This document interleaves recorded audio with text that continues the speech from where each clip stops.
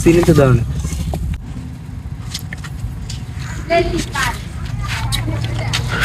সিয়াম কেমন হয়েছে? না অনেক মজা হয়েছে। এবার আকাশ গেঞ্জি করবি আর বেটা নদীর পাড়ে গেছিলাম, ওই দিকে মিষ্টি আলু আনছি, আলু খাম আলুর দেন হরবি পোড়া দিয়ে খাম বেটা। মিষ্টি আলুকে খালি পোড়া দিয়ে খাওয়াই শেখছো? মিষ্টি আলু যে বানাই খাওয়া যায় কিন্তু জানো? হ্যাঁ তো জানি না।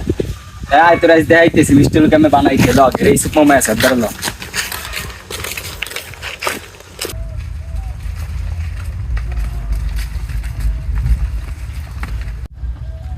ওই সুমা, হ্যাঁ কি অবস্থা? এই আজকে মিষ্টি আলু এসে মিষ্টি আলু বানাই দাও। আরে আল্লাহ, তোরা মিষ্টি আলু পাইছো? হ্যাঁ ওই নদীর কুল জানছিলাম। এই দুইটাই আনছো? হ্যাঁ কেন কি করবে এটি? এগুলো বানাই দাও ভালো করে।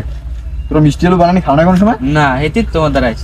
আরে বেটা এদি বানালে জম্মের মজা লাগে, একবার খাইলে বেটা ঠোঁটে লাগিয়ে থাকে, বারবার খাইতে মন চায়। তা হেই বানাই দাও আজকে দেখি কেমন লাগে। এই তা ল দেখি বানাই আজকে।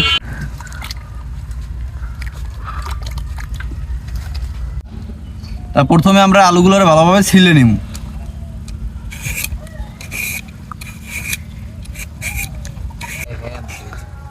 আমি ভিডিওতে দেখছি। তা আমাদের আলু কিন্তু ছেলা শেষ, এখন কিন্তু আমরা আলুগুলোরে ভালোভাবে ঘষে নিতে হইবে।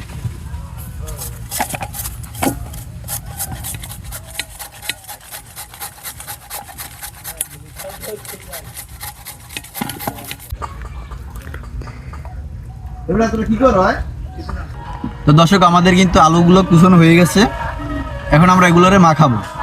প্রথমে দিয়ে দিলাম তেঁতুল, তারপরে বিট লবণ, তারপর মরিচের গুঁড়া, তারপরে টালা মরিচ,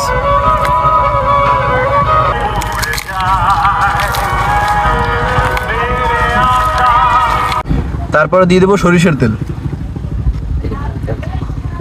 তারপরে কাসুন্দি,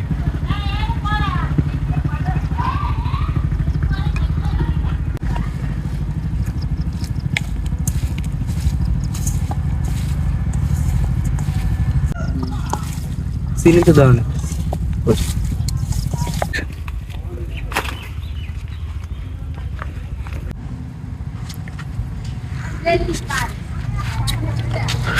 সিয়াম কেমন হয়েছে? না অনেক মজা হয়েছে। ইমন কেমন লাগে? মধু মামা মধু। শিবেত সেই স্বাদ, এত স্বাদ।